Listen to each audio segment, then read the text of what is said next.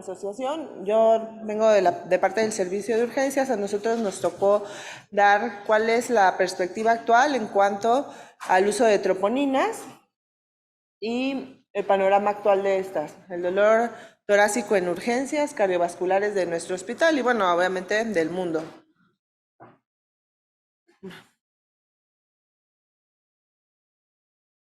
¿Podemos poner la presentación, por favor?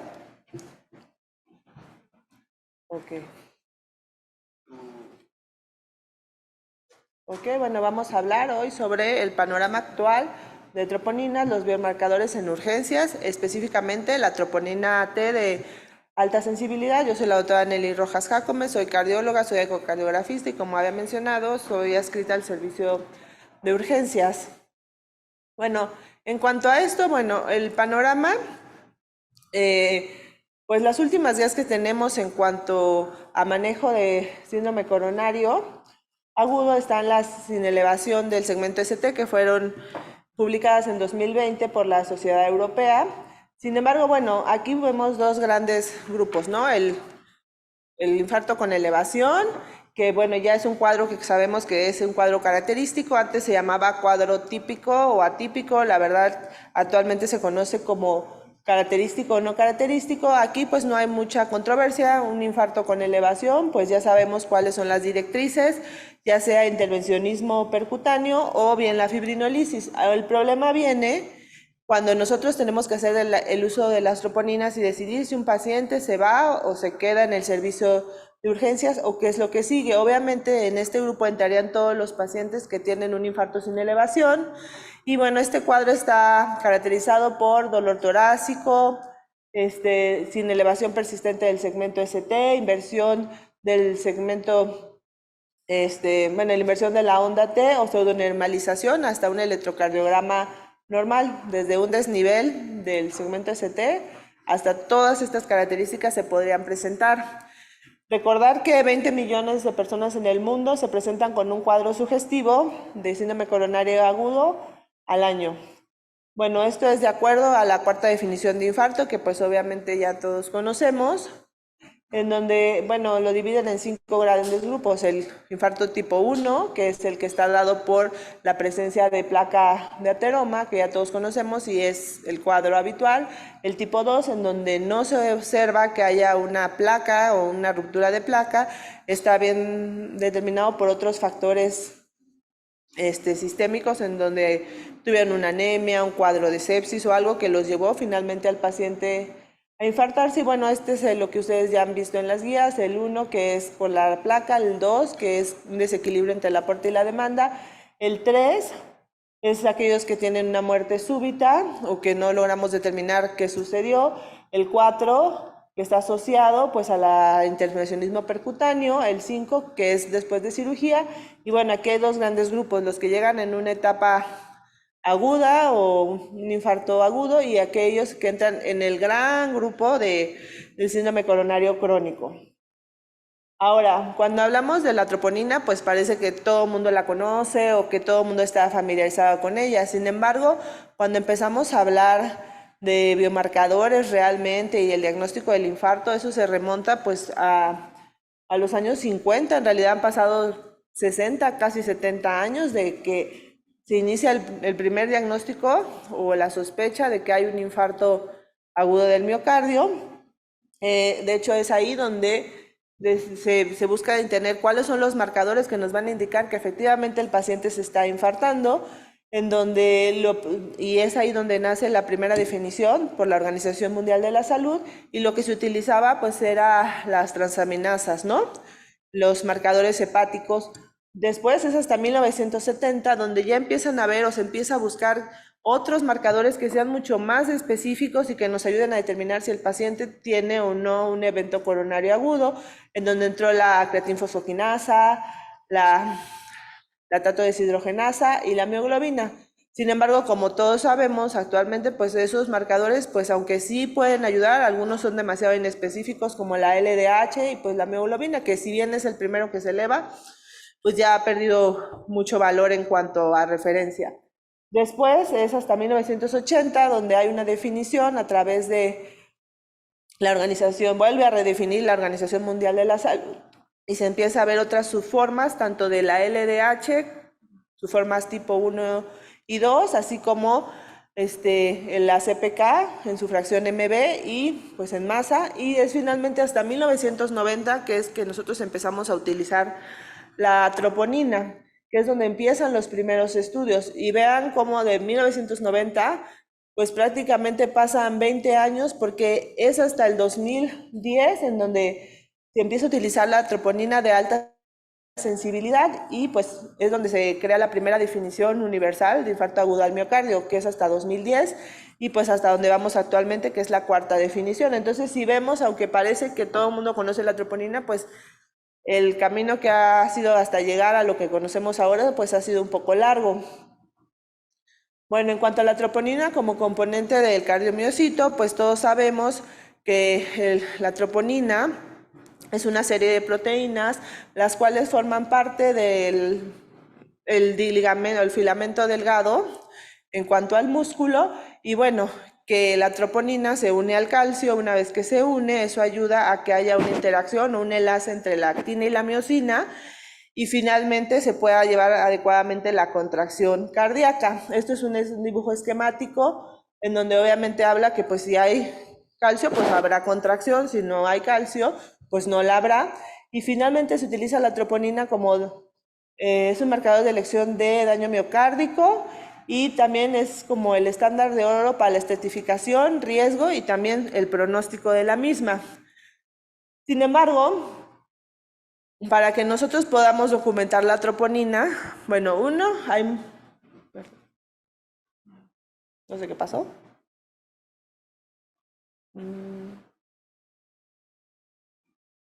No sé qué sucedió. Ok, gracias.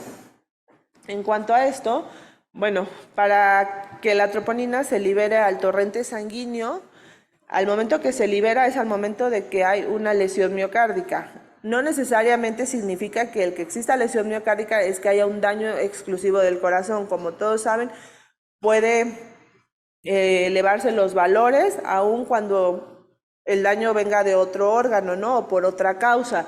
¿Y qué pasa? Esta liberación de troponina cuando había una lesión miocárdica hizo que se fueran identificando diferentes subgrupos, la troponina I, la troponina T. ¿Cuáles son los mecanismos por los cuales se libera la troponina? Bueno, el principal pues era la isquemia, ¿no? La presencia de alteraciones en cuanto a la elongación de la fibra miocárdica o el strain, y obviamente que haya una lesión directa de la celular directa.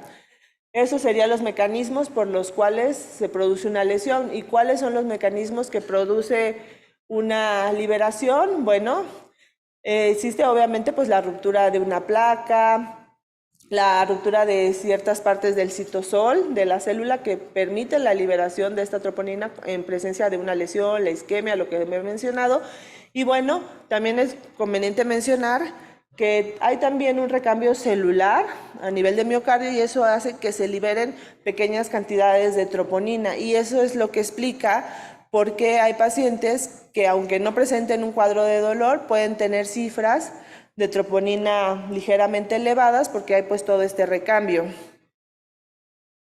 En cuanto a esto, bueno, nosotros ya actualmente estamos utilizando la quinta generación, pero ¿qué sucede? Las barras que están en azul significa que son los pacientes con niveles normales.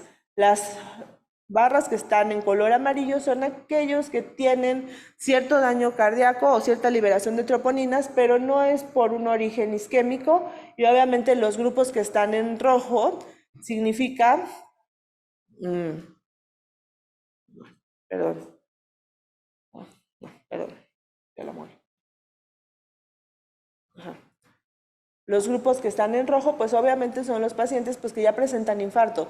Esta flecha que indica, obviamente, digamos que estos son las primeras generaciones, estas son las primeras generaciones de ensayos de troponina, donde primera, segunda generación, máxima tercera, pues si ven, no podrían detectar todo esto, los valores en pacientes sanos. Sin embargo, la proteína o los ensayos con troponina de alta sensibilidad pueden detectar desde los valores que están sanos, los pacientes que tienen valores normales, los pacientes que ya presentan cierto daño, aunque no sea de origen cardíaco, y pues obviamente los que tienen niveles demasiado altos, que pues ya obviamente son representativos de pacientes que ya tienen un infarto muy grande o otros problemas, alguna miocarditis o un daño significativo cardíaco.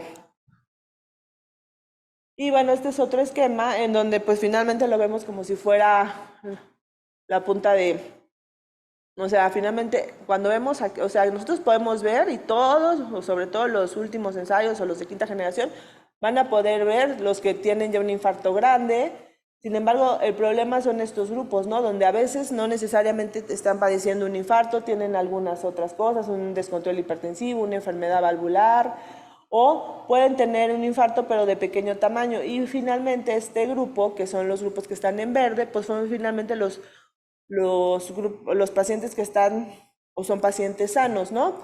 Y si podemos ver aquí, ponen aquí algo que divide estos dos grupos. Esta es la percentila 99, que eso depende del tipo de ensayo que estemos utilizando, pero para los ensayos actual, o al menos para lo que nosotros utilizamos en el hospital, que es de Roche, la percentila 99 significa que tiene un valor por arriba de 14.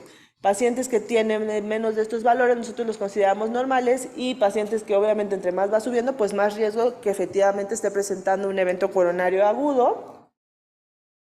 Aquí podemos ver, esto igual nos menciona, pues desde aquí igual son todas las gráficas que existen. La troponina no es algo nuevo, los ensayos de troponina han estado prácticamente pues desde que inició, desde que hablábamos, desde 1990, y finalmente podemos ver, obviamente han ido aumentando la sensibilidad de los mismos ensayos hasta los de quinta generación que tenemos actualmente, pero si se dan cuenta todas las gráficas confluyen en este punto, ¿no? Donde una troponina o la percentila 99 es de 14 hacia arriba, se considera que ya es significativa, porque a veces nosotros leemos las guías de infarto y dicen, sí, va a ser significativa siempre y cuando esté por arriba de la troponina 99. ¿Y cuál es la troponina 99, no? Ese es el problema. Entonces, si nosotros vemos todo lo que está abajo de 14, que sean individuos sanos o pacientes que tienen angina inestable, que tengan falla cardíaca, pero obviamente que esté compensada, aquellos que tengan hipertrofia de ventrículo izquierdo o enfermedad subclínica pueden tener estos valores. Y como les explicaba, siempre puede haber una liberación indolente de troponina por el mismo recambio celular o por la misma pues lesiones muy pequeñas que favorezcan a la liberación de la misma. Sin embargo, ya valores arriba de 14, nosotros tenemos que empezar otros cuadros. El paciente tiene una miocardiopatía, tiene es consecuencia esa elevación de un problema neurológico, una hemorragia subaracnoidea, y obviamente entre más alta, pues más riesgo de que efectivamente tenga un infarto muy grande, ¿no? Y esto habla acerca del valor predictivo positivo para que ya sea un infarto. Ahora, como no había un acuerdo, finalmente las troponinas, como les mencionaba, se han sido utilizadas ya desde hace muchos años, o a partir de 1990. En Europa es donde se empieza a utilizar más de todos estos primeros ensayos de primera, segunda, tercera generación. Sin embargo, es hasta el 2010 que se empiezan en las guías europeas, que se empieza a dar valor a la troponina de alta sensibilidad, es a partir del 2010. Y no es hasta el 2017 que se le empieza a dar o son aceptadas estos ensayos de alta sensibilidad en cuanto a la troponina. En Estados Unidos está hasta el 2017. Sin embargo, pareciera que ya pasando de Europa a Estados Unidos pasaron 7 años para que fueran validadas por la FDA. Y este es el primer posicionamiento que existe, o el primer, de... No sé qué pasó. No sé. Es que no sé, se me adelanta mucho. Sí, se me adelanta mucho. No sé. Mejor. Sí, mejor. No, no, no. Atrás, atrás. Varias atrás. Varias. Varias. Por favor. Ahí. Bueno, entonces es hasta prácticamente el 2021, este paper está hecho en 2021, en donde es el primer primer de troponinas de alta sensibilidad, y si ven es como un consenso que se hace entre todas las sociedades, tanto la americana, el American College, y obviamente, bueno, este es más bien, y pues se adaptan más o menos en cuanto a las europeas, pero esto es cuanto son las primeras guías para la evaluación y el diagnóstico de dolor torácico agudo, ¿no? Y bueno, como les había mencionado, estos ya habían sido utilizados más de una década, hasta el 2011 Europa los toma y 2017 pues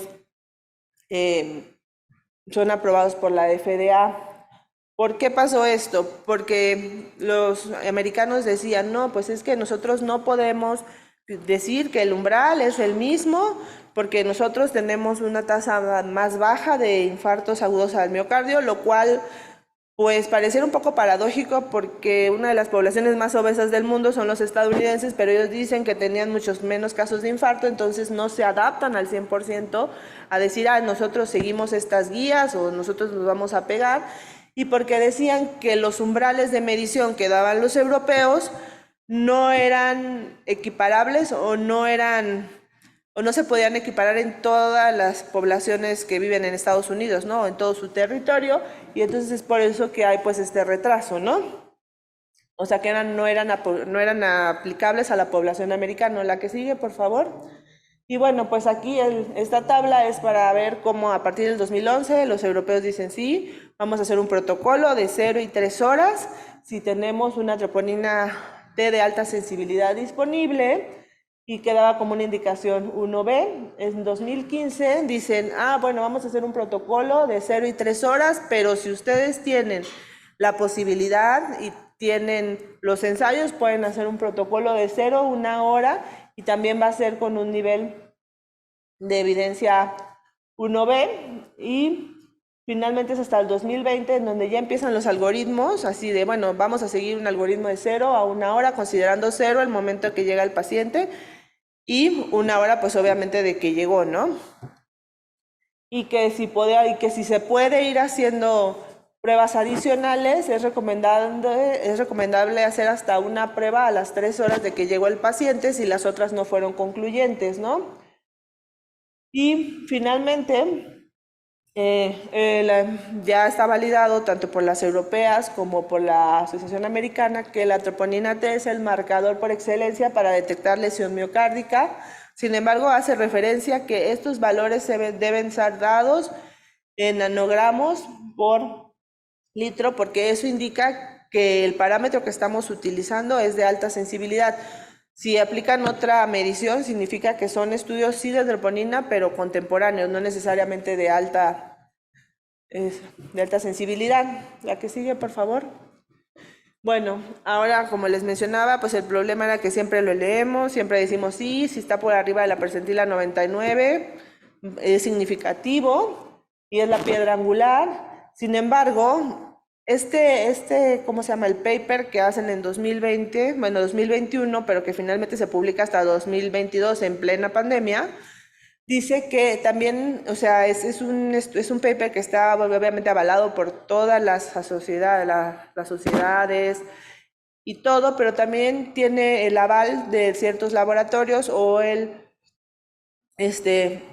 el Instituto Internacional de Química Clínica de Estados Unidos, que es el que finalmente está viendo que todos estos umbrales que nosotros estamos dando o con lo que nosotros nos basamos se estén actualizando cada 4 meses. ¿Y cómo lo hacen? Ellos lo que hacen es toman población sana,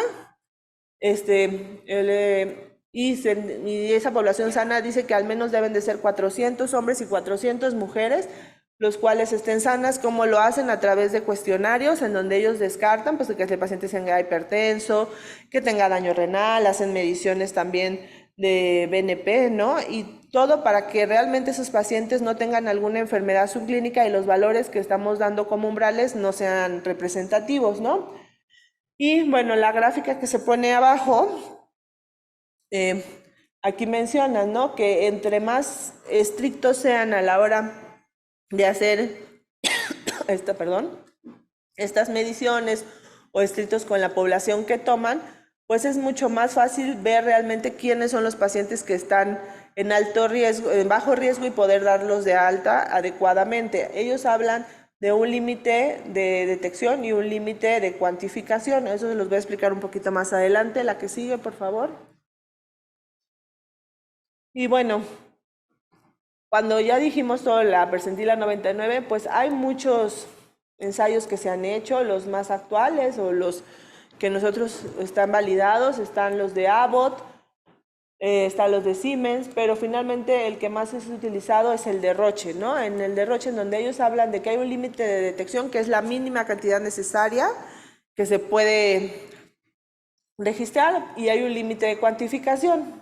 Ellos hablan que un nivel por abajo de 6, eso indica si, por ejemplo, nosotros llega un paciente y tiene un cuadro de dolor que pues no es tan concluyente, un electro que también puede ser normal o con cambios mínimos, y nosotros tenemos un nivel de cuantificación menor de 6, nosotros podemos dar con seguridad de alta a ese paciente, y la percentila 99 en cuanto a Roche, que es como el laboratorio más usado y el ensayo más usado, habla de la percentila 99, que es de 14. Y también habla otra cosa importante. Ellos dicen, ¿es el mismo valor para hombres o para mujeres? No, realmente no. Las mujeres siempre vamos a tener un valor más bajo de troponina, y entonces, de acuerdo al ensayo o al laboratorio que estemos utilizando, para mujeres sería valores menos de 14, están por debajo de la percentila 99, y para hombres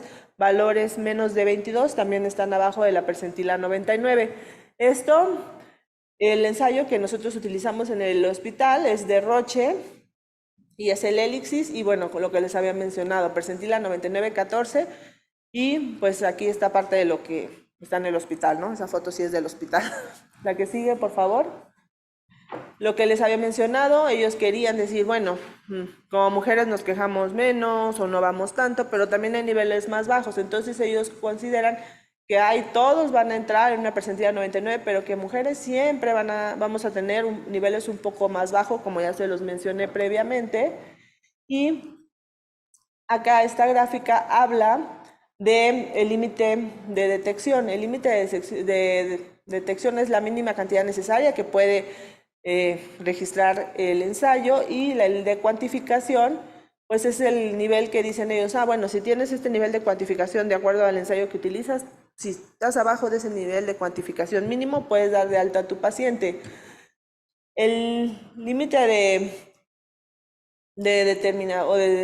límite de detección, la verdad, aunque es lo que utilizan la mayoría de los ensayos, el único que está validado por la FDA es el límite de cuantificación. Nosotros podemos ver la previa, porfa.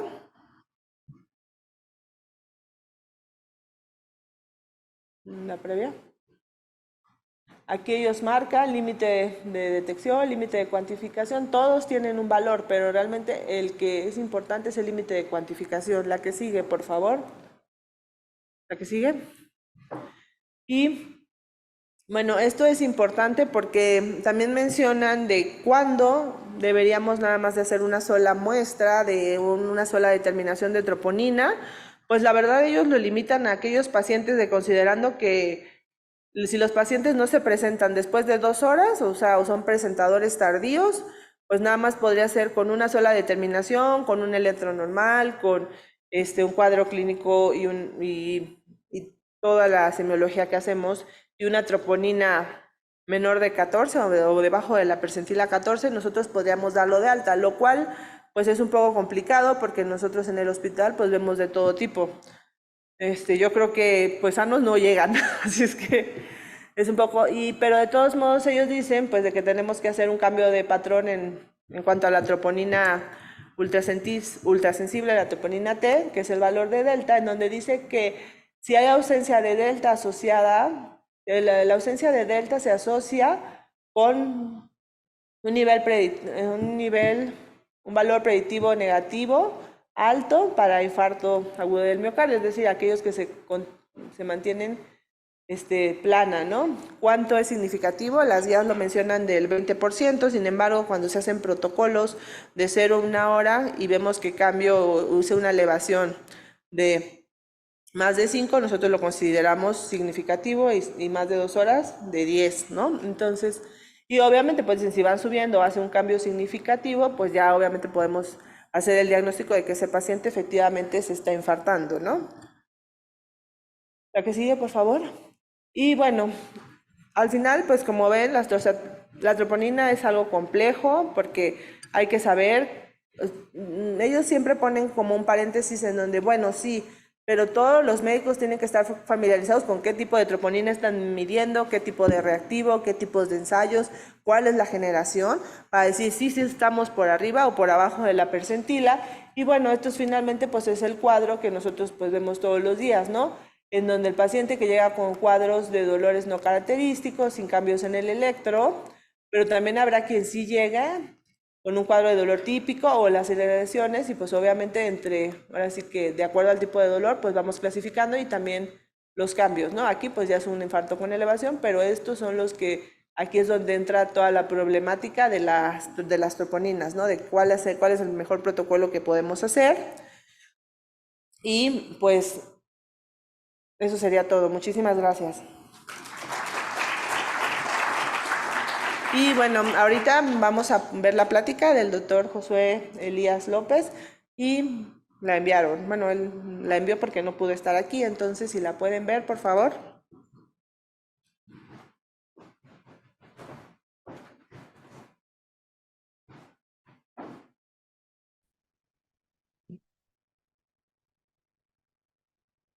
Mi nombre es Josué Elías. Agradezco mucho a la Asociación Médica del Hospital de Cardiología del Centro Médico Nacional por el honor que tengo de su invitación para hablar de este tópico. En el afán de continuar con las presentaciones de este simposio, me permito hablar con ustedes un poco de los protocolos de troponina en pacientes con dolor precordial agudo. El dolor precordial es la segunda causa de consulta en las salas de urgencias. Esto significa entre un 5 y un 10% de todas las visitas que se llevan a cabo. El dolor precordial ha sido un síntoma muy importante en la vida de los seres humanos, ya que hasta un 40% de las personas a lo largo de su vida tendrán dolor precordial. 5 a 10% de los pacientes que tienen un dolor precordial efectivamente tendrán un Zika, lo cual, si ponemos en contexto, en realidad es muy baja la prevalencia específica de Zika en el contexto de dolor precordial, lo que hace un desafío importante su diagnóstico.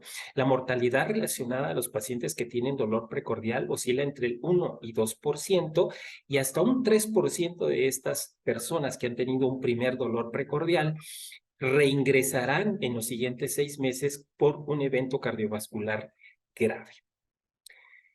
El dolor precordial en urgencias tiene implicaciones muy significativas, particularmente cuando no se diagnostica.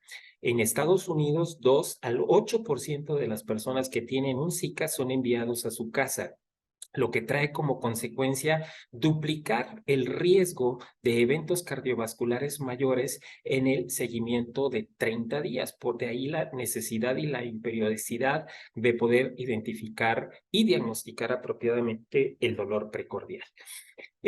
Sin embargo, se enfrentan cada día mayores desafíos debido al comportamiento clínico de los pacientes, particularmente porque el dolor precordial característico no siempre es la presentación más común que se observa en los pacientes, además de que cada vez más en términos de síndromes coronarios agudos, la prevalencia de síndromes coronarios sin elevación del ST con electrocardiogramas inespecíficos o normales son cada vez más frecuentes. El problema es que el paciente que se presenta con dolor precordial en urgencias tiene altas probabilidades de ser hospitalizado como consecuencia del dolor precordial, y esto muy en favor de que es un síntoma muy agudo, muy específico, que preocupa mucho a los médicos.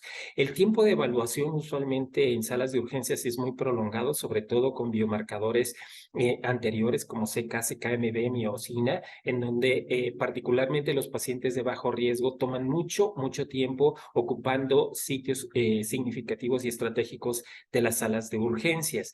Y por lo tanto, las salas se saturan por el retraso de la atención y aún así los resultados no son satisfactorios.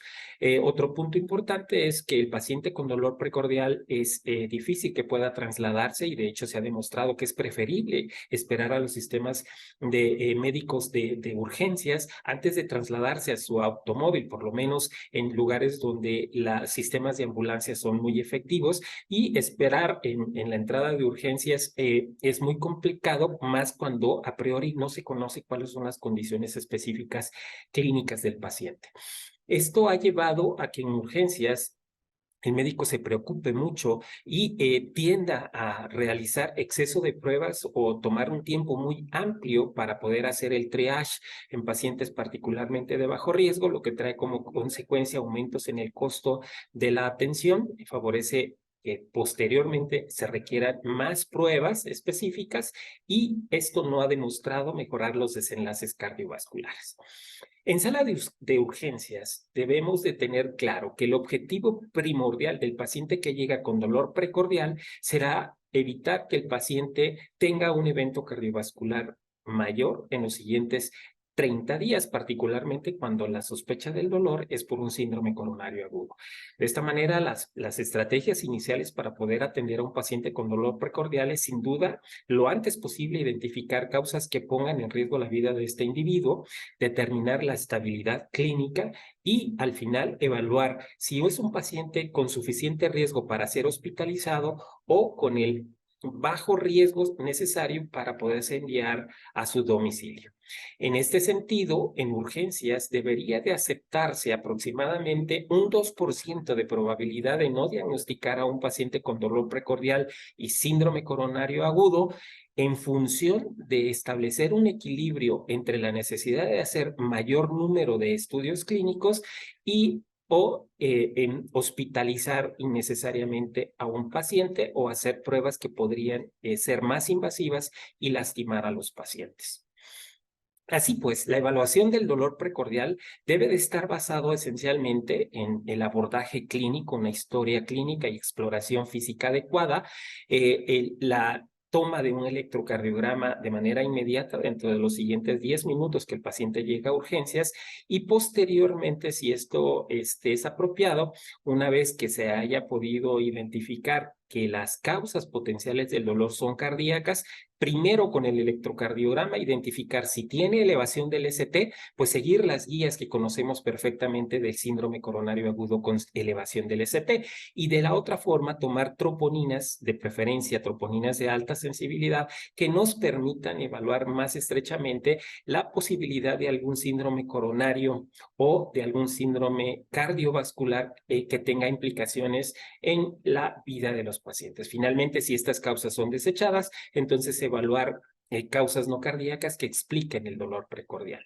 Si el dolor precordial sugiere síndrome coronario agudo, las troponinas se han tornado los biomarcadores de elección para poder realizar un diagnóstico más oportuno. Esto siempre basado en la estratificación de riesgo del dolor precordial para clasificar a los pacientes en riesgo bajo, riesgo intermedio o riesgo alto. En los dos extremos es relativamente más fácil, particularmente en la era de troponinas de alta sensibilidad, en donde el paciente con riesgo cardiovascular bajo no requerirá de más exámenes y de una manera muy contundente podría egresarse a su domicilio. El paciente de riesgo alto, creo que no nos quedará mucha duda que será necesariamente que enviar a angiografía coronaria invasiva para poder confirmar el diagnóstico. El problema siempre radicará en el paciente de riesgo intermedio, quien necesitará posiblemente estancia hospitalaria y más estudios diagnósticos para la confirmación o el descarte del diagnóstico. Por otro lado, en el paciente que se sospecha que tenga un síndrome coronario agudo, se ha podido reportar claramente que los scores de estratificación de riesgo, como el score de Hart, ha podido ayudarnos a identificar con mayor precisión al grupo de pacientes en su riesgo alto, intermedio o bajo. De esta manera, solo un 10% de los pacientes que llegan con dolor precordial tendrán realmente riesgo alto como para ser llevados a angiografía coronaria. Un 70% son los pacientes que tienen riesgo bajo y que al final estos pacientes podrán ser egresados a su domicilio, y solo entre un 20 a 30% de los pacientes posiblemente son los que requieran de mayor abordaje. Una vez hecho esto, en general, observen ustedes que del 100% de las personas que llegan con dolor precordial, solo el 25% de ellos tendrán un dolor cardiovascular que desde luego ya no es de tipo coronario. Otro 25% es de pacientes que llegan con dolor no cardiovascular, como por ejemplo neumonías y dolor pleurítico o enfermedad gastrointestinal, y 50% de ellos tendrán un dolor que no pueda ser catalogado de manera específica en alguno de estos rubros. Como mencionábamos, la estratificación de riesgo en urgencias y en el triage de urgencias es muy relevante, y usualmente nosotros recomendamos el score de Hart por lo intuitivo en términos del comportamiento de las variables que se evalúan. De tal manera que si en el score de Hart se tienen menos de 3 puntos, la probabilidad de tener un evento cardiovascular en los siguientes 30 días es de 1.6%. Y esto implica que podamos tener una reducción entre un 20 y 45% de la necesidad de ingreso hospitalario.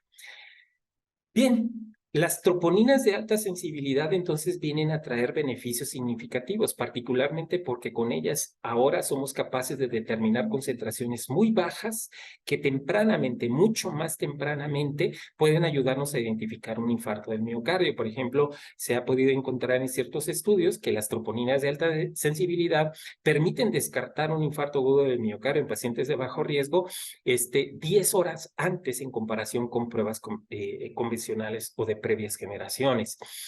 Otros estudios han demostrado que con el protocolo de 0 a 1 hora, el tiempo de estancia en urgencias de pacientes con bajo riesgo podría recortarse hasta entre 2.5 y 4.6 horas, lo cual trae como consecuencia la disminución en la realización de estudios o intervenciones innecesarias. En el caso de que sea un síndrome coronario agudo, reduce el tiempo de isquemia para poder tomar decisiones clínicas mucho más tempranamente y permite que el paciente reciba terapias médicas efectivas para su correcta estabilización. Las troponinas, sin duda, deben de utilizarse en la actualidad, las de alta sensibilidad, en conjunto con la evaluación clínica y el electrocardiograma. Y estas enzimas no son diagnósticas, sino deben de utilizarse en el contexto del triage de evaluación del dolor precordial, porque es el contexto clínico, los cambios electrocardiográficos, lo que establecerá el diagnóstico. Las probabilidades, por lo tanto, entonces dependerán del escenario clínico, del algoritmo que ustedes hayan elegido y del tipo de troponinas que utilicen. Y finalmente, los algoritmos funcionan únicamente cuando se haya excluido en el electrocardiograma un infarto con elevación del segmento ST. A pesar de estos grandes adelantos en la identificación de los pacientes con dolor precordial, es importante reconocer algunas oportunidades que en el futuro posiblemente podríamos atacar. Antes del contacto médico, por ejemplo, el paciente podría detectarse con dispositivos inteligentes como el smartwatch, si tiene arritmias, si tiene cambios en el segmento ST, medirse cómo está saturando su sangre, cómo está su presión arterial, enviar a priori esta información para que pueda incluso tomarse él mismo un electrocardiograma que pueda favorecer o ayudar a los médicos o a los paramédicos a la toma de decisiones más tempranas, y solo trasladar a los pacientes que tuvieran un evento que le ponga en peligro su vida. Los servicios médicos de urgencias, antes de llegar al hospital, podrían tomar troponinas de alta sensibilidad en el punto de atención, es decir, los point of care, y esto ayudar a una determinación más temprana antes de llegar al hospital. hacer una estratificación de riesgo prehospitalaria y transportar únicamente a pacientes de alto o muy alto riesgo cardiovascular. Nuevos biomarcadores o el análisis de Big Data que nos permita a través de la inteligencia artificial evaluar electrocardiogramas o la estratificación de riesgo o identificar como la proteína C fijadora de miocina cardíaca que ha podido demostrar poderse identificar mucho más temprano que las troponinas de alta sensibilidad, podrían traer beneficios significativos. Lo mismo que la aplicación de la inteligencia artificial para el análisis de imágenes no invasivas o la utilización cada vez más accesible de la angiotomografía coronaria, sobre todo en pacientes de riesgo intermedio.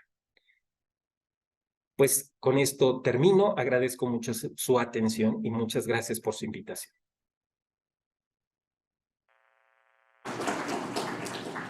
Muy bien, muchísimas gracias. Agradezco al comité organizador por la invitación que tuvo al servicio de urgencias.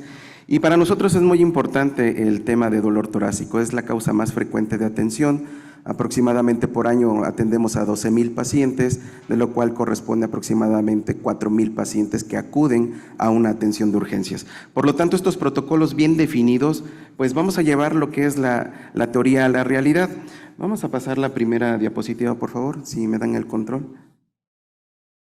Eso es. Bueno, ¿cuál es el valor pronóstico de la troponina de alta sensibilidad en el síndrome coronario agudo? Vamos a empezar desde lo más simple, desde el dolor torácico hasta la manifestación o la expresión máxima de isquemia, que es el síndrome coronario agudo. Bien, pues esta es la gráfica que nos va a mantener todo el tiempo tomando decisiones. Tomar una troponina menor de 5, tenemos sensibilidad y especificidad para decirle al paciente que su dolor no es de origen cardíaco. Sin embargo, el protocolo depende si es 0,1 o 0,2 horas. He ahí donde la doctora Nelly nos había comentado. El punto de corte va a ser 12 o 14. En ese sentido, en un protocolo de 0,1 van a ser el punto de corte, para llamarlo normal o bajo, un valor de 12. Y para un protocolo de 0,2 horas va a ser de 14. Sin embargo, sabemos que el paciente puede venir con comorbilidades, es decir, puede venir el paciente con enfermedad renal crónica, con cardiopatía isquémica previa, y son pacientes que van a tener cambios bioquímicos, una condición biológica que lo predispone a tener valores más altos. Aquí, como podemos observar, hemos pasado a través de la historia, desde el año 1995 a detectar el síndrome coronario agudo hasta dentro de 8 horas. Sin embargo, han progresado y han mejorado las pruebas. Vean cómo al principio teníamos troponina cardíaca solamente, sabíamos que era la troponina ahí, pero se tardaban en detectarlo. Hoy en día, a partir del año 2007, ahorita vamos a ver un estudio, empiezan a detectar a la troponina en menos de 3 horas, en un rango de 2 a 3 horas, y cada vez mejoran más. Necesitamos, por lo tanto, pruebas precisas, pruebas que nos ayuden a tener un cociente de variación menos del 10% para tomarla en cuenta como una prueba muy adecuada. Además, si podemos observar en estas gráficas, vean el comportamiento de la troponina de alta sensibilidad en la presencia de insuficiencia cardíaca. Tenemos fluctuaciones a través del tiempo. También en los pacientes que tienen miocarditis, aquí lo podemos observar. Entonces, son condiciones donde el paciente puede tener ligeros aumentos, pero no lo catalogan como un síndrome coronario agudo en evolución, sino como lo que han llamado hoy en día injuria miocárdica o daño miocárdico crónico. Bien, entonces, en la actualidad podemos detectar valores de menos de 0,04 nanogramos por mililitro. El reactivo que nos da el hospital, la institución, nos los van a reportar en picogramos por mililitro, y si nosotros hacemos la conversión a nanogramos por litro, es exactamente la misma cifra. Bien, se movió un poquito la imagen, pero no importa.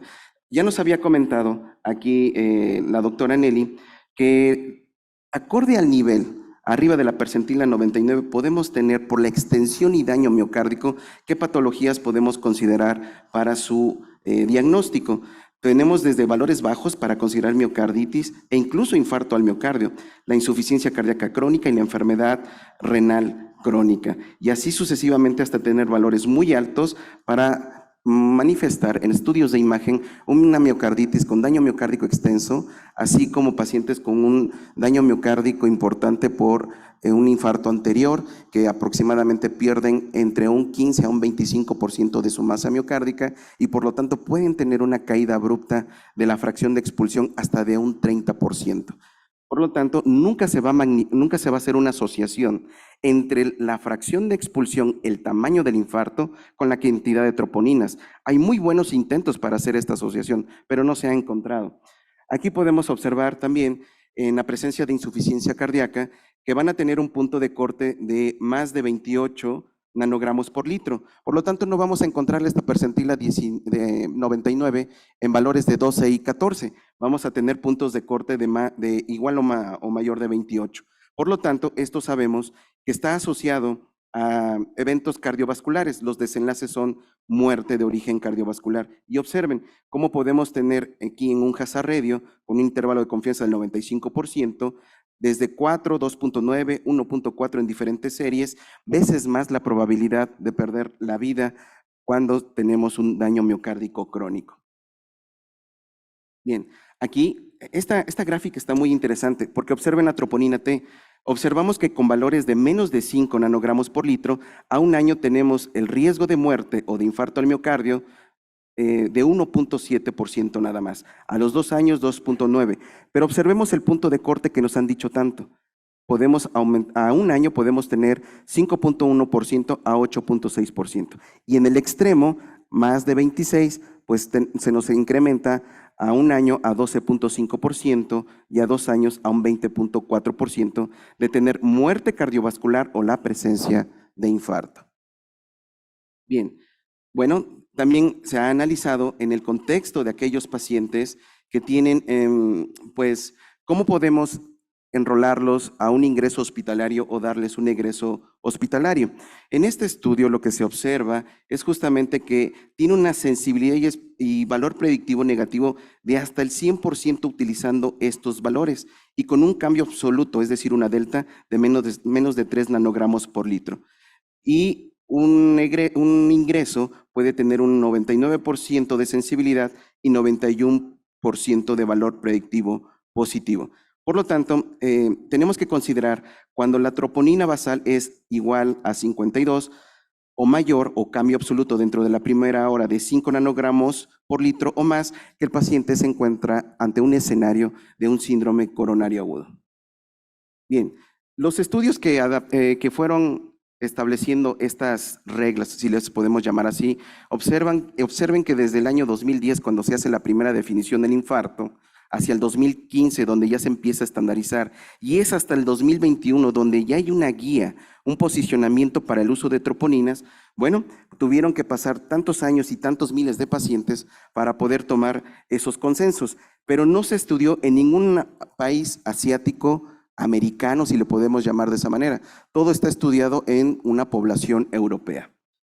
Bien, y es hasta el estudio APACE donde se establece este escenario de los niveles de corte de troponina y los cambios de la delta.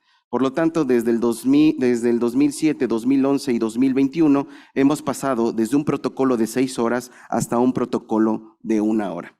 Entonces, tenemos sensibilidades muy altas cuando damos a un paciente, como lo comentó el doctor Elías, un egreso con troponinas bajitas, menos de 5, con deltas no significativas, pues tenemos sensibilidades del 100%, con pacientes que tienen disfunción renal o con pacientes que tienen función renal conservada.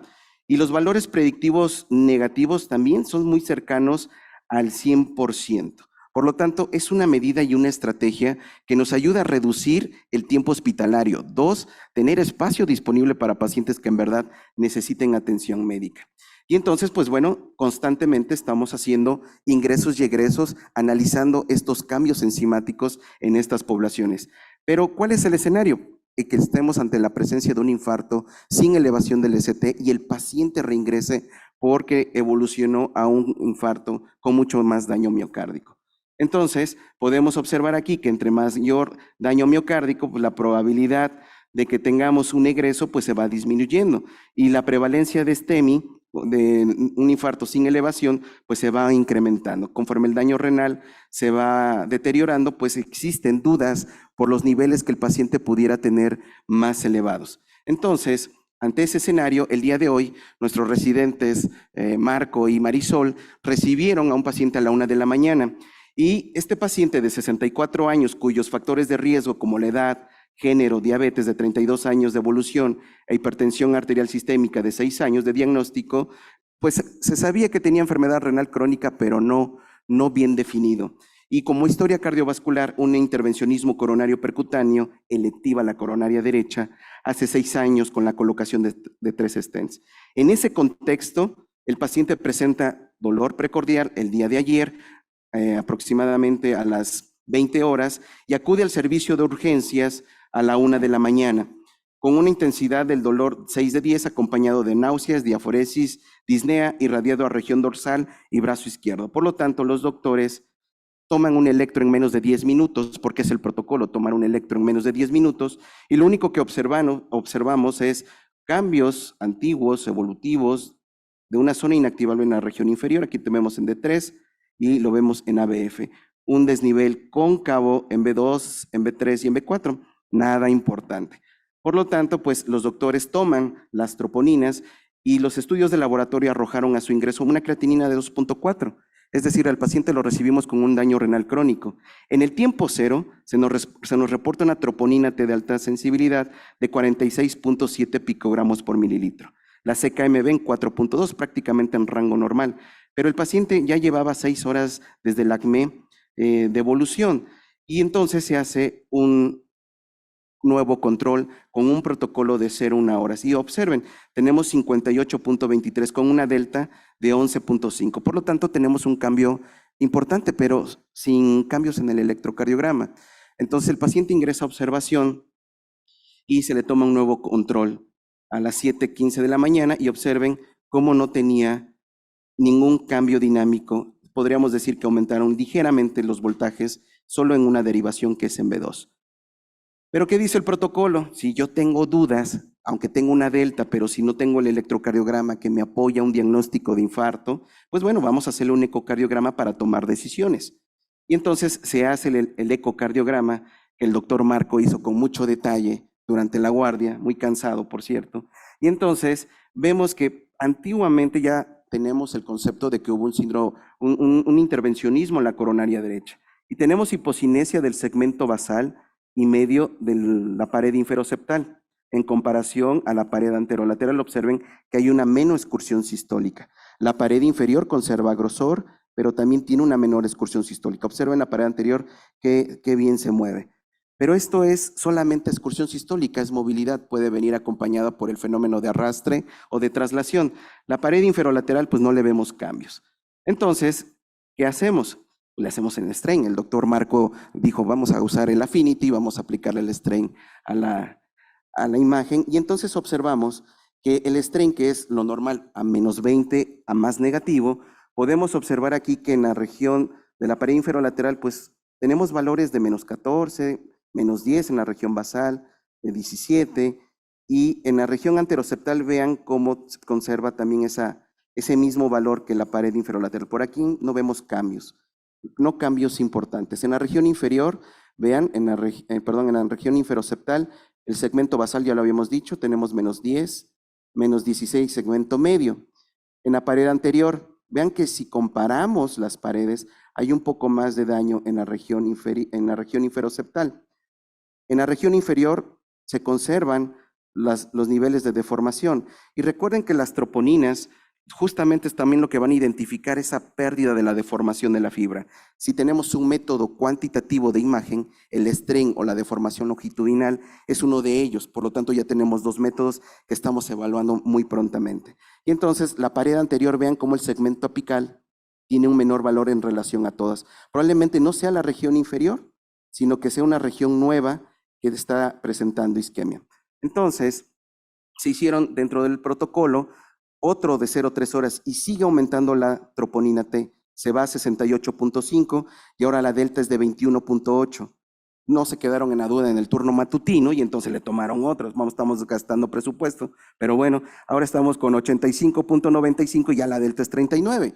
No hay duda que estamos ante un escenario clínico de un infarto sin elevación del segmento ST, que no tiene cambios electrocardiográficos. Y vean cómo ya no es útil la fracción MB, 4.2 cuando llegó el paciente, y a las 3 horas 4.9. Por lo tanto, puede no detectarlo, sino que estamos teniendo cambios troponínicos muy importantes y estos cambios finales son ya con 13 horas desde que el paciente presentó el acné del dolor. Entonces, la conclusión es un síndrome coronario agudo sin elevación del segmento ST de riesgo intermedio por SCORE, que fue el 15 de junio a las 20 horas donde tuvo el acné. El Grace Score fue de 133 puntos, por eso le dimos el riesgo intermedio y la mortalidad de la admisión a 6 meses del 12%. TIMI-RES Score de 6 puntos, 41% de mortalidad por todas las causas a 14 días y un CRUZ 6, un riesgo de hemorragia de 61 puntos con 6.9%. Entonces, ¿qué es lo que tenemos que hacer? El paciente se pudo haber ido incluso a su domicilio si no hubiéramos hecho este protocolo, pero lo que nosotros encontramos fueron deltas, fue un cambio, un valor por arriba del límite superior normal y que justamente justifica, válgase la redundancia, justifica el manejo invasivo. Se presentó a hemodinamia este paciente y pues nos dijeron que estaba para la tarde. Entonces, esta es la manera en cómo en algunas ocasiones no hay un mundo ideal, sino que se hace lo que podemos. Y entonces, ¿cómo se puede justificar esta evolución del paciente? Pues si hacemos una cuenta, el paciente eleva el valor de la percentila 99 6 veces más. Entonces, las concentraciones de troponina de alta sensibilidad deben interpretarse como marcadores cuantitativos de daño de cardiomiocitos, es decir, a mayor valor, mayor posibilidad de infarto agudo al miocardio.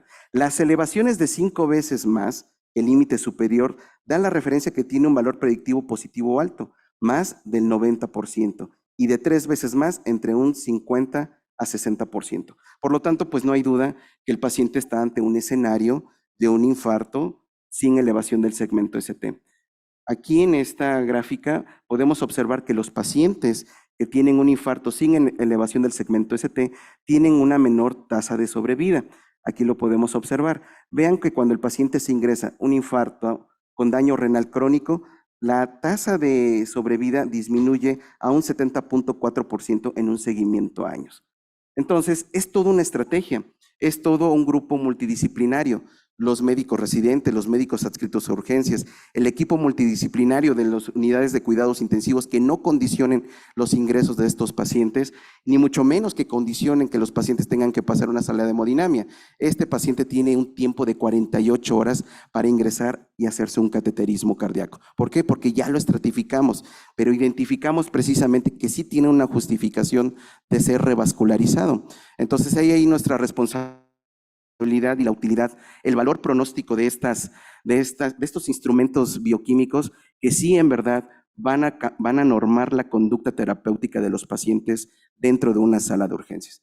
Bueno, y pues muchísimas gracias por su atención. Gracias, doctor.